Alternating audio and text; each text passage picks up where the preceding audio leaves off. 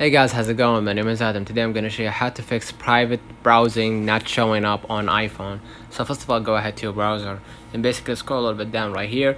Why is private browsing missing on my iPhone? If you adjusted your screen time settings to restrict content, then this is also what removed your private browsing button. Follow these steps to put it back.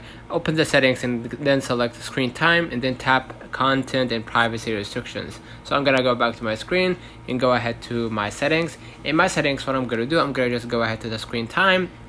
In the screen time, what I'm gonna do, I'm gonna just go ahead into the content and privacy restrictions and make sure that you toggle this one off, right? So if you adjusted your screen time settings to restrict content, then this is also why I removed your browsing data button. So you're gonna toggle this one off, and basically you're gonna be able to use the private browsing in your browser. Let me know in the comments if this video helped you.